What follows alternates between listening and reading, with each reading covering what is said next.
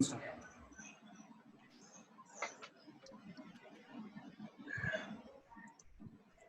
good afternoon all. A very warm welcome to the second session of our webinar series from Cybersecurity COE of Future Focus Infotech. Today's discussion would be on extending corporate cybersecurity to work from home.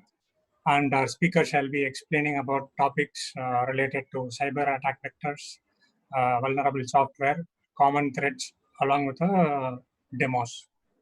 So for today's session, we have Dr. Harish Ramani as our speaker today. He has masters from University of Madras and a PhD from Queensland University, Australia. He's a visiting faculty in IIT Bangalore since 2018, handling elective programs. Dr. Harish has also trained various global law enforcement agencies like Nigerian intelligence and the Aussie Marines.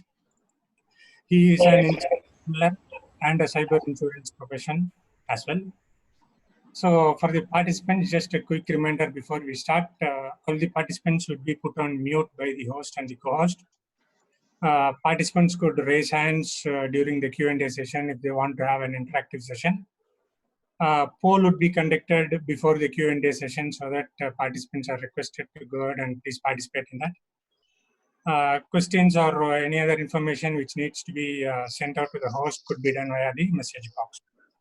With that note, I hand it over to Mr. Harish to take it forward. Thank you. Good afternoon, everyone. Thank you, Mr. Somnath, for the introduction. Thank you, Future Focus Infotech, for the opportunity. I'm Dr. Harish Ramani, and I'm going to take you through the next 40-45 minutes on the extending corporate cybersecurity to work from home. We all are in a pandemic scenario. I don't need to talk more about it because I believe everybody start talking about this at the moment. And my job is to make sure that we are all safe. Being a cybersecurity professional, it is my responsibility also to make everybody safe when we are working from home. So we have prepared, after a couple of discussions with the FFI team, we've tried to make the vulnerable items and threats that may be posed while working from home. Of course, we are all enjoying our time working from home. A lot of us don't, a lot of us, yes. It's a mixed thought process. At the same time, when we are logging in, we may have a lot of disruption and disturbance at working from home. Some may not have any disturbance, some may. So during those disturbance time, we are not giving too much of importance to the cybersecurity per se. I think it is a right time to extend how we've been following corporate cybersecurity, and we also need to follow the same things when you're working from home, since it is our everything. We are trying to make sure that we are delivering what we are supposed to do as a professional in whatever field we are sitting in and supporting our organization. And I have prepared about 12-13 slides and a demo just to show you very basic on how to safeguard our routers. Other than that, it's just a continuous process. And please feel free to ask any questions. And Mr. Somnath, being the moderator, would handle it in a different way. I'm happy to answer questions. So please raise your hand to enable audio for you so that you can post your questions there. So first slide, the agenda starts with corporate cybersecurity, and then we'll discuss just to show you about the famous hacks. And at the end, we will discuss about the do's and don'ts. In between, we will be handling about looking out for attack vectors, threats, some of the risks, and how we've been deceived a few times. So that is what I really wanted to talk. And in most of the cases, we don't know that we have been hacked, right? So there are only two types of people in the world, according to us, being cybersecurity professionals. One set of people where they know that they can be hacked, so they would improvise, install, invest, take precautionary measure, adequate care in taking their cybersecurity environment, taking care of that work environment. The other set of people don't know that they can be hacked. So that is more vulnerable than the first set of people. We would try and see if we can fit into the first set. There is nothing called as the secured in the world. So that's definitely the bottom line, because we all have weaknesses. So nobody in the world can live without a weakness. And it is very important that we need to eliminate our weakness, or we need to keep low with our weakness, right? And in this case, it is the technology that is driving everything. So the formula that I want to start with is people, process, technology. The first thing that we need to provide is for people. And that's exactly what FFI is trying to do at the moment, inviting people like us and to deliver sessions. At the same time, it is also important that we need to follow the process that is being designed, delivered by our respective organizations. The third one is where the technology, where in most of the cases, we don't have the control. Only tech admins, system admins, or the tech guys do have the controls. And I'm pretty sure most of them are working around the clock, because it's been really difficult. We are not used to working from home for a tech work, or where the configurations are. We've been used to seeing the outcomes or outputs in big screens, but that's not happening at the moment. We've been confined to work with one laptop, or sometimes with a desktop and an extended monitor. Not many do have that. Nobody has anticipated that a lockdown is going to be so long, and it is unfortunate to hear that from the sources that it is expected to extend. So we need to be even more cautious in other way, because threats and attacks are also increasing simultaneously. The sorry thing to hear from non-cyber environment is there are still a lot of infiltrations that are happening in Jammu and Kashmir area. So every day, few terrorists are being killed, attacks are taking place. Some of our soldiers are being dead, and so anything that's happening, the terror attacks is not being stopped. So I would want to take that as a first line item, and go forward with this second slide. It's called as corporate cybersecurity. Of course, the definition is just to make you guys understand. It is my own definition. Of course, I did refer a few of the articles published online. But there are 4 important points that we need to consider. Point number 1 is deferred ownership. Because we are not the owner of what we are doing, it doesn't mean that we are not responsible, right? So that's where the point number 2 is. We need to maintain our levels of responsibility. So what level are we working? What are all the measures that we need to take care of? And at the same time, it is important that we need to be cautious. Remember, caution is very important, right? It's what people keep considering themselves between safety and security. So when you're riding your bike or driving your car, wearing a helmet and wearing a seatbelt is safety, which you can apply to yourself. Of course, the security is where that comes out as your brakes. So be very cautious. Always, security is expensive. It's the level that we apply. If you are able to anticipate, and if you are able to apply your brakes well in advance, then security is not expensive. So if you are going to apply the brakes very close to the interruption, then of course it's going to be really, real expensive. So be cautious about the levels of responsibilities. Point number 3 is very important, where accountability comes into existence. Something might have happened, and we don't know who's responsible. Sometimes in cybersecurity, that's also possible. Only after investigation, we may come to know that the responsible person is X or Y or somebody. But in most of the cases, it is important that we need to be cautious about accountability. So whoever is responsible, it doesn't matter, but working together, trying to help whoever is configuring, whoever is providing the access, and whoever is editing, modifying, accessing the confidential data has to be supported with basic information. So whatever you want, please ask.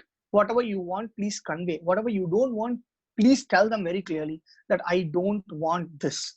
So that would make yours and your organization responsibility a little lower, where they don't have to be in the 11th hour scenario where there is a problem always about to hit you. The last point is what third party data handling is. Remember, all of us are working for our clients. India is a country where we are number one in the world in services industry. We've been proving again and again and again. I'm pretty sure we will continue to prove that. There is no doubt about it. So I, being one of the professionals who contribute to the services industry, the data that we handle, the data that we manage, the data that we create is all for third parties in most of the cases. So how do we handle these data, right? So these are all the 4 important things that I would like to take forward in looking out, especially during the practice of work from home. At the end, we would try and see the cyber security checklist rather than it's an audit process. And we would also try and address as many problems within ourselves. So best thing is if we are able to identify the problem, in most of the cases, yes, we would be able to provide the solution as well. So it's a comprehensive, collated, cohesive, thoughtful thought process that we all need to bring to one particular line. So some of the famous hacks, of course, all the hacks that I mentioned here are pretty old. Okay, I purposefully brought all these hacks in. It all happened between 2017 and 2018. Most of them happened in 2018. And in fact, WannaCry, India was one of the countries where we got affected with WannaCry. So why did I mention about older hacks? It's actually not the reason behind mentioning older hacks. It's to mention about popular companies being mentioned here as hacks. Remember, only top companies breaches or penetration is coming into the market, where we keep reading in newspapers and in articles. And of course, we also heard a lot of things by word of mouth.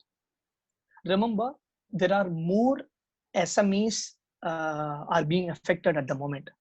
It's not only big corporates. We know what's happened last week. We know what's happened previous week. So every week, some or the other thing is happening.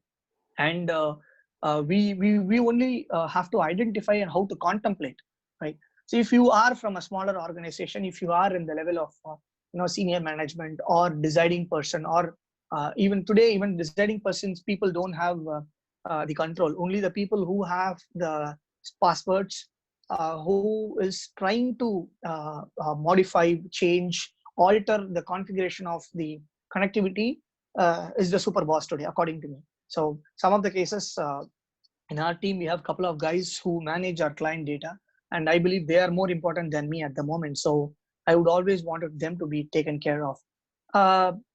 Just a very common perspective. Don't think that only big companies can be hacked. Just to let you know, if one big company hack is coming out, then the ratio is approximately 1 to 77. One big company is getting hacked, which means 77 small companies are being hacked at the same time. 77. Just to bring you the number, it's a very, very, very huge number. And not every company's data is also coming out. Every company's breaches are also coming out. So I want to be a little more careful in mentioning these words, and I would never leave it with carelessness. So just be cautious about it. So how safe is your home router, and how confident are you? See, I want to definitely post a question where you may really think through. How many of you know that your router is passwords? In fact, I would definitely like to give an example. And of course, I wanted to show a router which I have configured for today's session. A few options, probably about less than 7-8 minutes time. And I would also give how to safeguard your router during the process. Remember, there is a very strong disclaimer. In fact, Mr. Somnath would wanted this to be a very first line when I start this. I'm going to show you a couple of controls in your router, okay? And most of the usernames and password would be the same. I would mention that during the live demo. But the extended point is, the disclaimer is, never ever change anything apart from the points that I'm mentioning. Remember, if your router is going to crash or it's going to malfunction because of your configuration changes. Unfortunately, telecommunication workers will not be able to support you immediately because we are all working from home.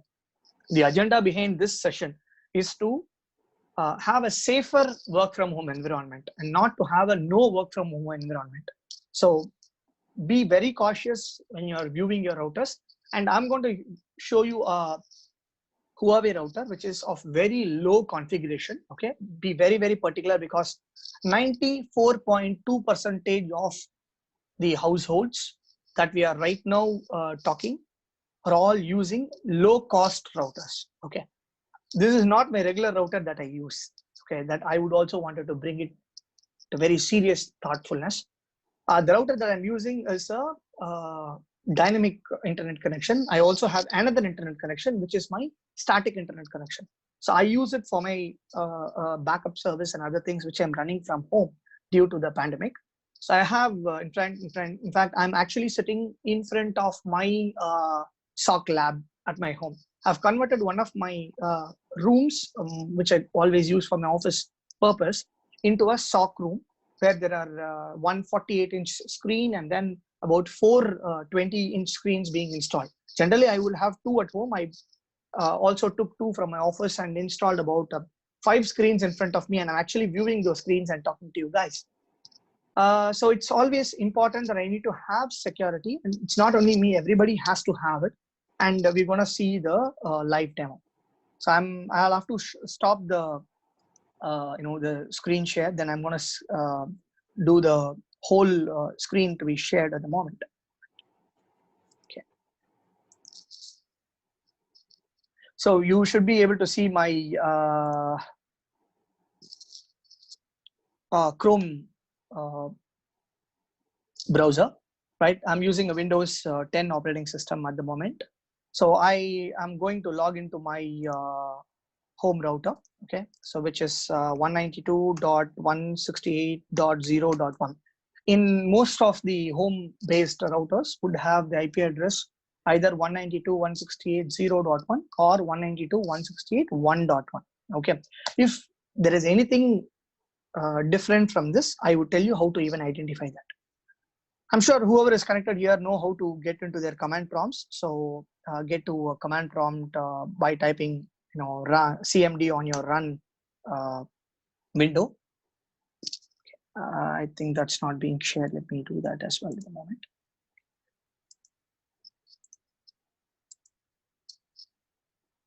Yeah. So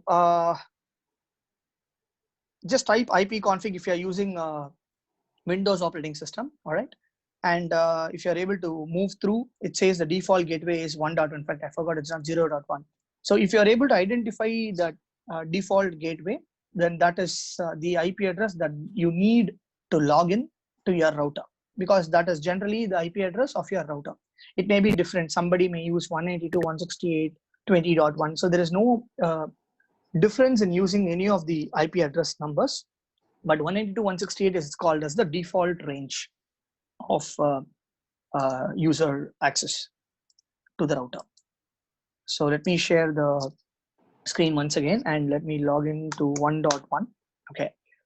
Most of the routers would have the username as admin and of course password as admin. I've also changed my username and password for this demo so that we don't get into any confusion. So my username is admin and my password is also admin. Sometimes the username may be admin and password may be a password, PASSWORD. So whichever is easy, whichever is convenient, generally we keep it, but it's always better to change the username and password.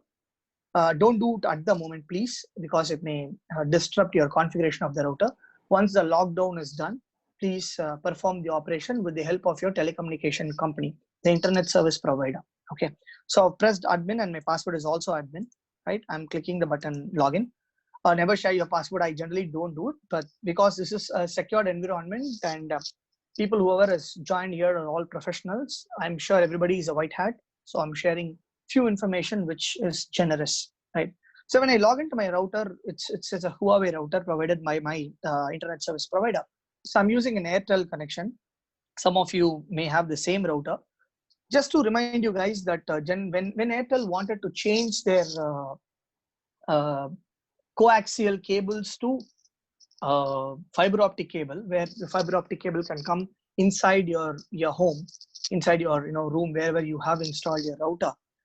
During that time, these guys have changed the SSID, the service set identifier, okay, to your phone number. Most of them being changed to your phone number. So be cautious when it is there as your phone number, because people may be able to view your phone numbers, which you don't want to share it. So anybody with the process can do it.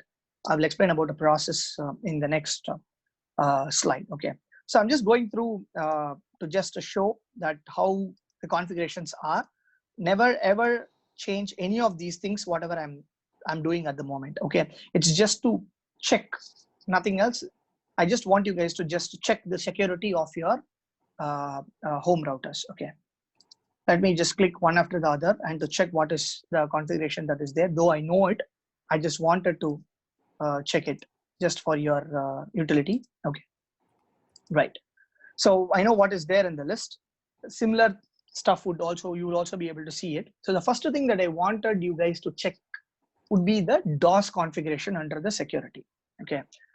Most of the routers, even I'm pretty sure the router that I'm using is about 1,000 rupees for this purpose. But even the basic routers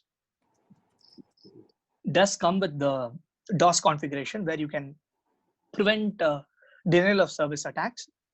Make sure that all the options mentioned here are all enabled. Okay, when I got the router, I figured out only 2 of the options were enabled. None of them, not everything was enabled.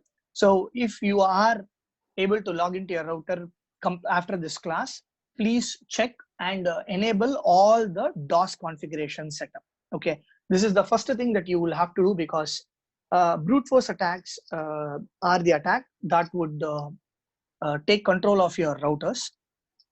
Just to explain that, if I have a Yagi antenna, YAGI Yagi antenna, I would be able to receive your Wi-Fi signals at least 1,500 meters away. So the home routers that we are using may penetrate up to the next apartment, or say about another 40-50 feet with good strength. But this Yagi antenna has got the facility to receive signals up to a distance of 1.5 kilometers, 1,500 meters. And these Yagi antennas are pretty cheap, available between 750 and 1,000 rupees in the e-commerce websites. You can buy it for your testing purpose, but don't use for any unethical purpose. That's again a disclaimer which I wanted to convey pretty strongly. All right. So that's the first option which I wanted you guys to check it out. All right. So I'm going to the WLAN. Okay, so I have 2.4 and 5 gigahertz. Some of you may have disrupted or not a very strong Wi-Fi connections at home. That may also be because of this, because most of the routers which are coming in the last couple of years, even it's 1,000 rupees or 5,000 or 7,000, it doesn't matter on the cost. It comes with 2.4 gigahertz and 5 gigahertz bandwidth. Most of us do enable both, because 2.4 gigahertz can penetrate into multiple rooms through multiple walls, say up to a couple of walls, but 5 gigahertz will penetrate generally of one wall, because that's on a wider bandwidth. Okay, so my SSID is SAHAS 2.4. That's for the basic network settings. And I have made sure that enable SSID, which means my SSID is enabled, where I will be able to connect it. Then I have an option called broadcast SSID, where if I wanted to broadcast it, I can. If I don't want to broadcast it, I can keep it within myself. Then I have an authentication method. Make sure that you choose WPA and WPA2. Remember, WPA2 pre-shared key is hackable. Okay, but you can stop the hack. I will tell you how to do that. In most of the cases, it is possible, but it is better to use both WPA and WPA2. But if you only use that, then you are in trouble. Remember, you need to also use encryption mode, which is TKIP and AES. There are AES separately, there are TKIP separately. All the routers will have the settings, but please choose TKIP, Temporal Key Integral Protocol, and Advanced Encryption Standard. I'm talking little technical, but be sure. So I am using a pre-shared wireless password with this of 10 characters. Okay. Make sure that your wireless password is nothing less than 10 characters, 10 or more. Okay. I will give you a combination of creating a password, all right, for you to understand it even more easier, right? I'm going to share my notepad window. Okay. So I'm going to increase the font size for everybody to view it. Right, I'm going to increase it, say about 36. Okay. Now my password, home password is very simple. It's this. It's wireless asterisk and ampersand. Okay, why am I sharing my home wireless password? You can ask that. Trust me, even if you are staying 10 feet away from where I am sitting, you will not be able to connect to my Wi-Fi password, because even you know my Wi-Fi password, you will not be able to connect it, because I have enabled MAC filtering in my residence. If anybody who come and ask me for wireless password, I do give it to them, and I would also add their MAC address to it. In most of the cases, if I'm not at home, somebody who's trying to come into my house, my relative or somebody, my wife sorry, somebody was trying to post a question, if I'm right, or was a crosstalk. All right. So even if my wife shares my password, my home router password, they will not be able to do it. And she keeps explaining that only my husband knows how to add you into the router. So this is always better, but not every case. But this password would take at least 1 year to break, because it is a combination of uppercase, it is a combination of lowercase, and I'm also actually it's not one, it's one actually one a number, and I've also got a symbol there. And if you have a password like that, it will take minimum 1 year to break, just to remember your password, so that you don't have to keep changing it every time, right? Going back to my slide on the browser. Okay, so make sure that you have the right password. Again, if you're having your SSID name, which is 2.4 or something which is for your 2.4 gigahertz, when you click the 5.05 basic network settings, make sure that it is different, okay, from the one that you connect. Sorry, yeah, make sure that it is different from the one that you have for 2.4, because if you have both the SSIDs under the same name, you may get confused. At the same time, there may be a collision that may take place following, in case if there is following the same channel, and that may reduce your internet connection, which may trigger you to connect if there is a rogue access point that is available. That is the point that I wanted to be very specific here. Remember the point, rogue access points. I have seen rogue access points few times near my house, where I know one of my neighbors' SSID is Vijay, and I found another SSID as Vijay, but I know the password for Vijay for my neighbor, because I did configure it for them. I told them I knew it, but this Vijay was a little different than that. So I figured out somebody around my area, maybe a student, or maybe somebody trying to learn hacking, is trying to create a rogue access point and to connect it. Remember, work from home environments are prone to connecting towards home access point. So be very cautious and be very sure about it. Okay. So very simple techniques is what I have shown. Nothing great. Most of you might be knowing it, but yes, the first point which I mentioned was the DDoS attack steps to be enabled. And I really want you guys to please check it once before you initiate your next communication with anything. But please don't change any of the configuration there in your router. That may collapse your internet connection, that may spoil your day as well. And one more recommendation is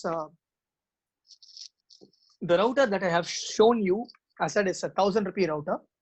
It doesn't have a basic firewall settings. Okay, so my recommendation is to buy a router which has got basic firewall settings.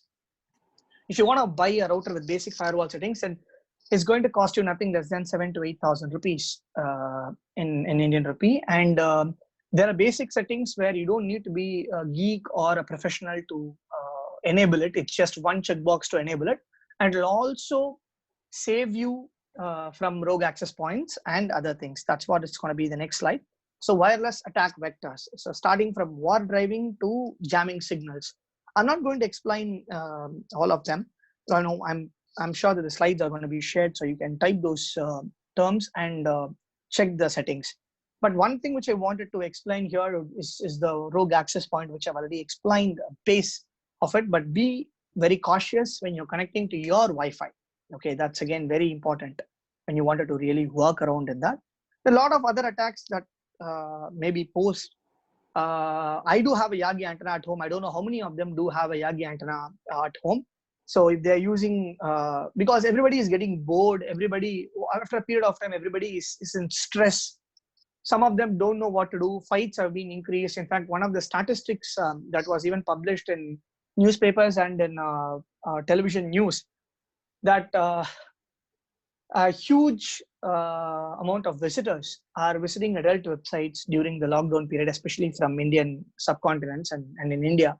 So that may be one of the modes for to take control of your computers. So hackers do use these techniques to play around. So be very cautious when you are accessing any website that is not required, and try to avoid such things. Yes, I'm completely aware that we are in distress. We are not able to go out, and of course, staying at home will create trouble. We'll also have an enjoyable time. So it will be a mix of everything.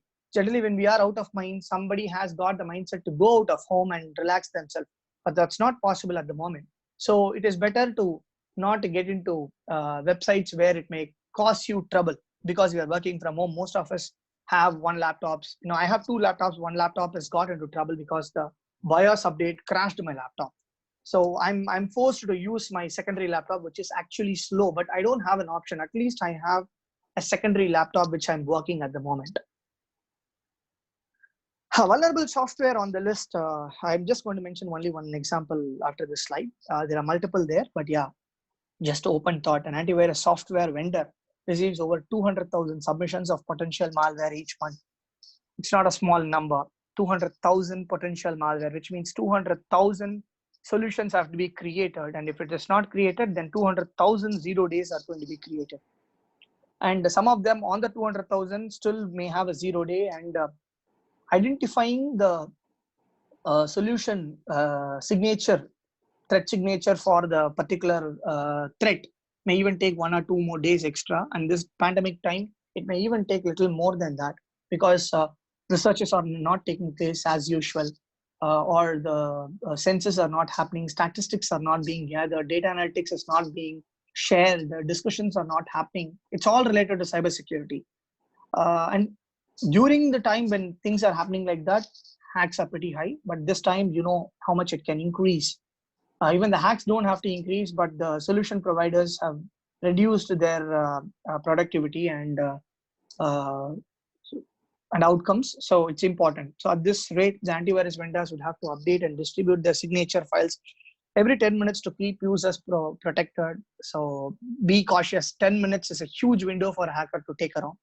Be cautious about it. And delay in vendors patching their own products adds to the difficulties in defending cyber attacks. So be cautious about vulnerable software.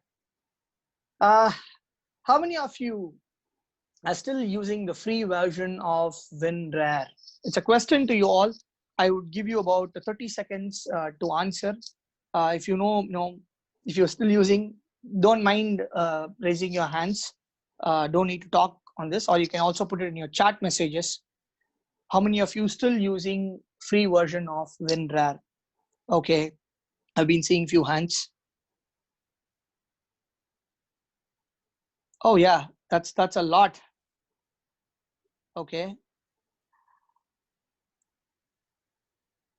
Okay, providing more time means more people are gonna keep hitting the hand symbol, I believe.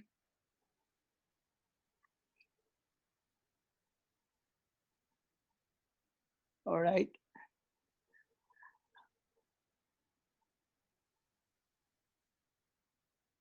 It's increasing. It's increasing. All right. Okay. So I just wanted to tell you guys, after this session, after the Q&A and after all the things, please uninstall it immediately from your system. Okay. Without a second thought, please uninstall the free version of WinRAR immediately. WinRAR was identified with a vulnerability in 2019 February. It's not yesterday, it's not day before yesterday, it's not last month, it's not just during COVID-19. Okay, it was more than a year ago. It's been more than 14 months since the vulnerability was identified. And if you're not being hacked, then you're good. If you're still hacked but you don't know, I'm sorry. Okay, be cautious. Just uninstall it. You may ask me a question. Okay, can I use the commercial version of WinRAR? Yes, please use it, because commercial version of WinRAR has this vulnerability removed. And even in free versions, they've been updating. But if you're not having the practice of updating some of the software apart from your Windows, then you are in serious trouble, guys. Sorry to say that, yes, you are all in serious trouble, whoever has raised your hands and whoever has not raised, but still using WinRAR. So be cautious in that. Okay, you may ask, what is the alternate for me to do it? Okay, I would suggest an open source tool called as 7-Zip, number 7-Zip, ZIP. That's an open source, and you can download that from 7-Zip website. Many of us have the mentality or the mindset that open source softwares are always prone to attacks. I'm sorry, that's not the intention. That's not the mindset. Many open source softwares are more self-sufficient, and updates are much, much better than commercial tools. So 7-Zip is one of the tools where updates keep coming in, and if there is a vulnerability being identified, it's been patched immediately. I don't say 7-Zip don't have vulnerability. It was identified, but within 24 hours, 48 hours, the vulnerabilities were patched. And it's always better to use better software. And even if it is open source, please change the mindset, because me and Somnath believe it very strongly that open source softwares are not always vulnerable. Yes, they may be vulnerable where the development might be stopped over a period of time, or sometime later, or sometime earlier. But where there are developers who keep updating the software, they would always make sure that open source softwares are kept safe, right? So be cautious. So one open question, guys. What is the most vulnerable operating system in the world? Probably you can answer this question over a period until at the end of the session. Probably I will look into the chat, right? The question is, what is the most vulnerable operating system in the world? Okay, I'll leave the question open so you can answer it. We have another 10 more minutes. Then I'll try and finish the session. Next question to all of you. How safe is your work laptop while working from home? Okay, do you know whether there is no keylogger in your laptop? So how many of you know that there is no keylogger in your laptop? You don't need to answer this question, but just a self answer. How many of you are confident that there is no keylogger installed in your laptop? Okay, the extended question is, how many of you also think that virtual keyboards are better than, even if I have a keylogger, virtual keyboards, I use virtual keyboards for entering password? Okay, all of the questions are for you guys. Please, you answer yourself. I know what is the mindset of people at the moment. Remember, keyloggers are deadly. It can enter into your website mostly through this malicious websites that we visit at the moment. It may be a software website where you wanted to download not from the native website, from different website, or viewing unrestricted content. Those are all the websites which contain malicious items.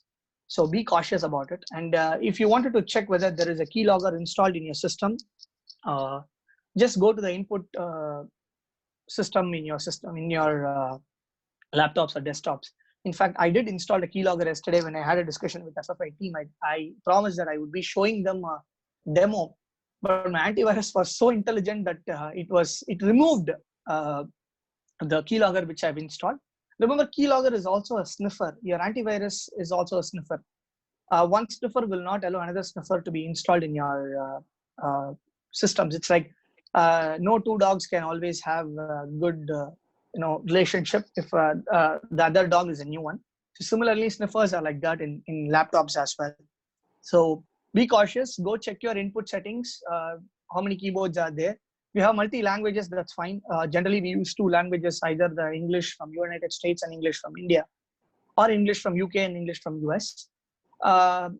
If you think there is other languages that are there, if there is other input devices that are identified, please go and uninstall it. That may be a trouble for you guys. So that's the way that you can identify a keylogger. Of course, if you have an antivirus, that would definitely identify a keylogger in a better way, because it will not allow two snippers. Distributed attack. I have about 10 minutes if I'm right. So distributed attacks are attacks that use your computer's unused computing capacity and connect all the computers using a spyware or a bot and initiate a DDoS attack, distributed denial of service. So this type of utilizing unused computing capacity of a system, like my system, like your system, is called as a distributed network attack, or otherwise distributed attack. And thousands of IP addresses from all our home addresses are actually being used for such activities. In order to identify that, check whether your system has got a spyware. So how to check that? Very simple. Just check your antivirus. I will talk more about it in the next slide. So these are all the common threats in the list. So adware is advertisement software. Spyware is a spy software. Spyware would come into your system, sit in your system as long as it wants what it wants. So the moment it identifies the item that it was looking for, it will send that item to the hacker through either simple mail transfer protocol or simple network management protocol, either SMTP or SNMP. So be cautious about it. Okay, and it's also self-destructible spyware. Again, worm is an attack which is also supportive for distributed attack, where it connects a lot of systems and create a botnet where unused computing capacity can be used for initiating a DDoS attack. Remember, our systems are the victims, and we don't know that that's really happening. Okay. Trojans are more, problematic. Comes into your system, delete whatever it doesn't want, whatever it wants, it will steal. Virus is something which gets into your system, like the coronavirus, which will just delete everything that it can. It will not steal anything. So that's the best example that I can give at the moment. Malware is always malicious software, which is the best, and that has got the capability to sit in a system, continuously create backdoors, continuously communicate with the hacker, and work as if it's a legitimate application inside your system. So malware is the most dangerous one. That's why we have malware analysis. We don't have Trojan analysis. We don't have virus analysis. We don't have any of the other common threats being analyzed. Only malware analysis is available there. Okay. Intelligent hacks. Any of you have come across this in a public spot? Any of you have come across this in a public spot? Okay, just raise your hands. This kind of sockets. Okay, I believe everybody must have seen these kind of sockets somewhere. Of course, this is not just Apple. It's got one Android phone and one Apple phone, in fact. So what do you think of this? What is actually striking your mind? Just think through yourself. No, I don't even need to respond to me. Just think through. What if I'm going to say that if you are going to see something like this, okay, something like this, and that's not good. Okay, I'm sure that you're all able to see my screen mouse movement. Can you see these sockets? If the mobile phones that are connected to the power sockets, instead of connecting to the power sockets, if it's connected to this port, these ports, there is a vulnerability that exists there. That vulnerability is called as juice jacking. Okay. Now, the do's and don'ts for juice jacking. Never ever connect your mobile phones without a plug point in a public hotspot, in a public charging station. Never in your lifetime, guys, please. You find it in an airport, you find it in a railway station, you find it in a bus stop, you find it in store, technology store, tech store, never ever connect it using just your data card. Please use the power socket. Use data disabled charger. Carry your own power bank. Disable data transfer option in your phone while charging. Maybe you can switch off your phone during charging in a public spot. You know why? There is a concept called use jacking. There is a reader that is installed on the other side of the connector, and that will suck all your data. Okay, just to use the word, really, it will really suck all your data. So be cautious and be careful. That's it. I just want to mention the word be careful. Never ever do this. This is not directly work from home, but yes, in fact today FFI team, I mentioned to discuss about this. We had a lot of discussion. So I went out before our call and I was seeing a Reliance store near my house. In the Reliance store, there is always a charging station where people, while billing, they generally charge it. In fact, I was telling them, please don't use those ports. If you have a power socket, please use. There is a power socket also there. Please use your data card using the power socket. Don't use it directly to your USB drives or the data card that is available there. There may be juice jacking that may be happening. So it's become very common because the stores wanted to provide support for their users, but in few times, it's not support. They don't know who's behind there, who's manufacturing it. During transportation, somebody has injected something. Nobody is aware of that. So never ever please use a socket that was available. The last, but the previous one was lacking user awareness. I would definitely want to read this. So increasingly, users are called upon to make difficult security decisions regarding their computer systems, sometimes with little or no information to direct them. So we are in that kind of a scenario. So please be cautious when you're doing it. Careful. It is not uncommon for a user to be asked security questions such as, is it okay to open this port? Is it safe to quarantine this attachment? Do you want to permit your bank to install these add-ons? So it's not common. So don't take these kind of commands, especially where there is no support available for you guys. With little or no direction, users are inclined to answer yes to these questions without understanding the implications. Please read carefully when you're responding. At the same time, be cautious, right? That's the only thing I wanted to be repeating again and again and again.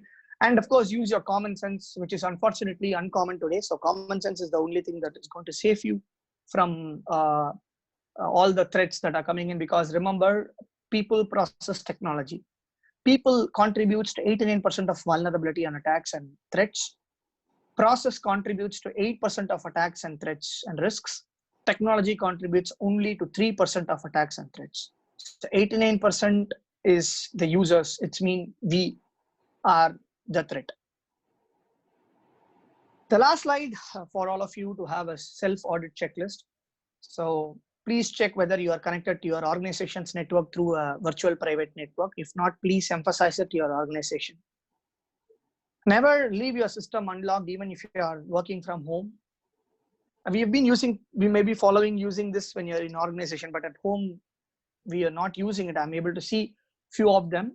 So please follow that. Never ever click any short link that comes in to your mobile phones or your emails as a link.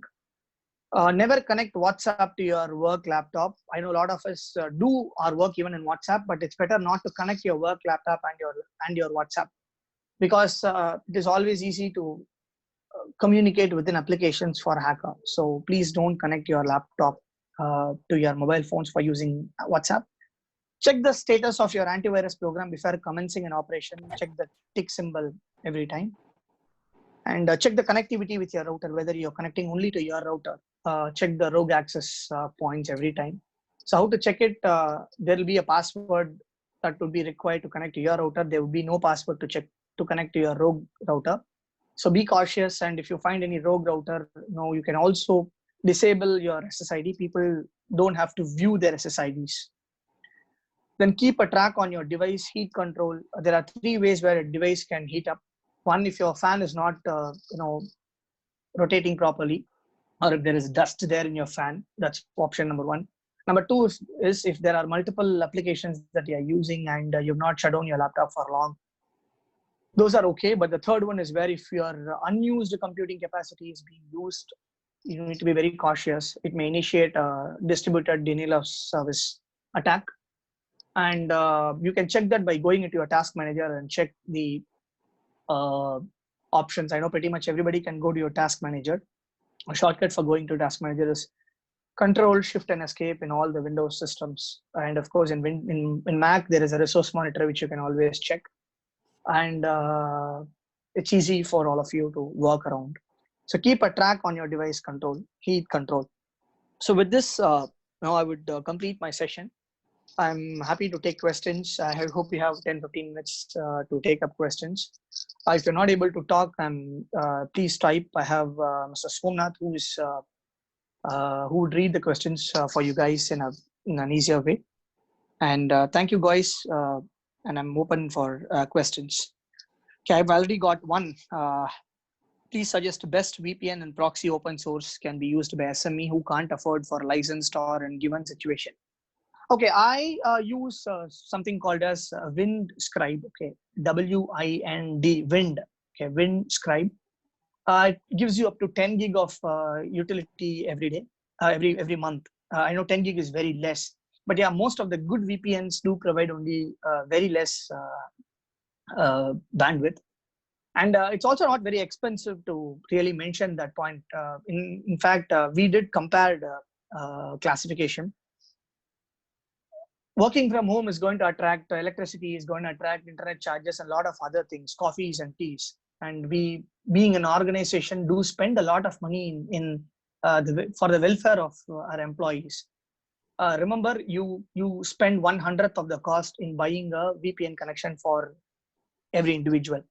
So it's going to be much more cheaper, and it would cost you probably about 600 rupees for the whole year per employee. And I'm pretty sure that's much lesser than the coffees and teas that are being consumed by an individual over 1 month time. So best one which I can suggest is WindScribe for 10 gig. There are a lot of them are there. Cisco VPNs are there. Those are a little expensive, but yeah, I've tested WindScribe. I'm using multiple VPNs. In fact, I use a VPN from my firewall. So my office firewall, it's still on. That's the only thing that we have kept on, because our internet connection has to come through that stuff. And we wanted to be very cautious about using it. So you can also request your system administrators or network administrators or cybersecurity experts in your organization to configure the VPN from your firewall. It is even more secured than I think, and it should be two-way configurable. So be cautious. If your system is affected by a ransomware, then that can enter into your official network by means of this VPN. So be cautious, and the firewall must have anti-spam and anti-malware protection installed and must be guarding every time. That would stop a ransomware attack. Will juice jacking work if your phone is logged while charging? No, juice jacking will not work if your phone is... No. Yes, sorry to interrupt, Harish. Maybe we'll take a couple of poll questions and then move ahead with the Q&A. Oh, yeah, that will be great. Yeah, I'll give you about 30 seconds. I think that should be enough. The questions are getting popped up in your screen. Please, participants, I request the participants to please answer, and then we'll move to the Q&A. Great. Yeah, I think it's 1 minute, say about 30 seconds of time from now on. Please set it up and I'll take up more questions. Thank you, Mr. Somnath, for reminding me. Yeah.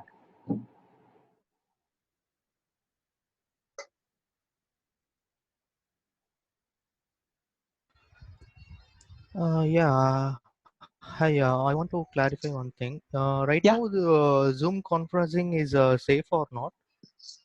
Good question you have asked. I'll just wait for another 10 more seconds and answer your question if you don't mind. Let the poll completes. Just give me 10 seconds. Sure. Yeah, please. Sure. Yeah, great.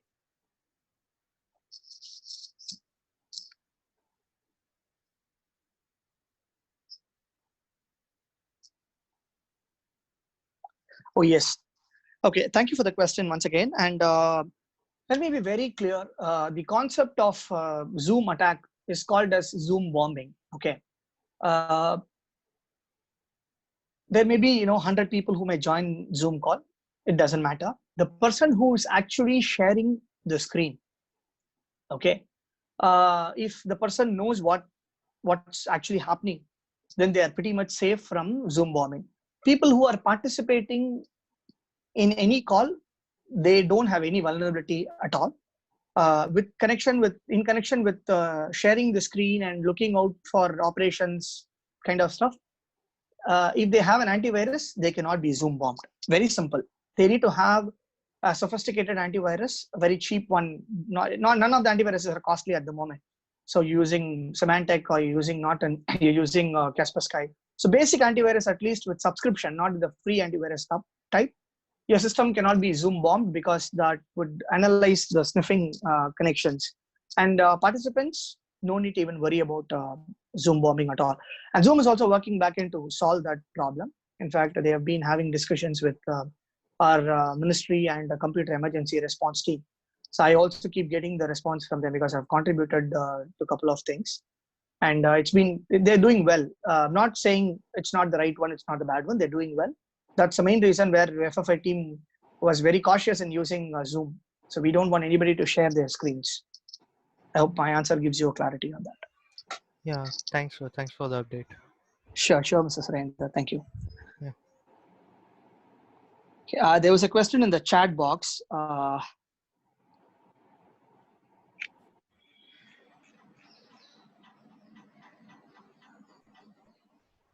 Will juice jacking work if your phone is locked while charging? Yes, juice jacking may be possible because when you charge, some of the devices do unlock your phone. So in that 1 second is more than enough to inject the stuff. So juice jacking does take less than a second to inject the malware into your system to take all the data out. So it's always better don't use the data cable directly into any of the sockets in public. That's the only solution which I can give. The best. Okay, best antivirus for Linux or Ubuntu. In most of the cases, Windows machines are the one which gets affected, but not Linux or Mac. But yes, there are antiviruses that are available. Threats are available. I can't vouch for any organization at the moment, but I can probably share my questions into it. So I've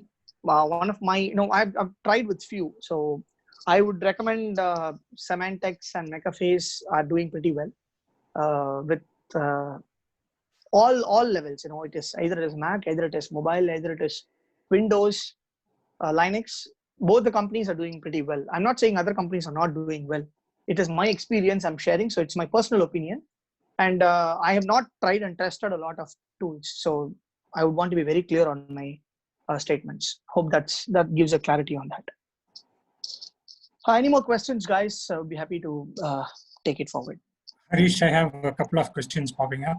Yeah, please. Will keyloggers require jailbreaking for mobiles?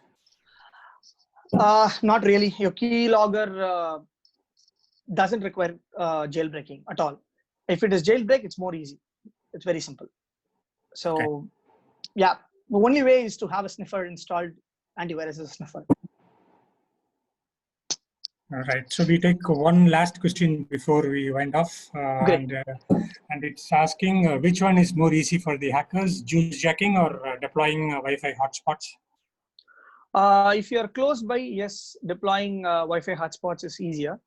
But juice jacking is a technique which is coming out because you need extra hardware to perform juice jacking, and you need to have a controller. You need to have a socket to somebody come and connect it. But Wi-Fi hotspot is always easy. People always look for free Wi-Fi's. Nothing is free in the world. I think that gives me an answer. Yeah. Thank you, Harish. It was really thoughtful. That brings us to the close of webinar, and thanks, Harish, for the detailed session. It was really insightful. Thank you. Thanks all for joining, and stay safe and secure. Great, guys. Thank you all. Stay safe. Take care of your health as well. Have a safe work from home environment. Cheers. Thank you all.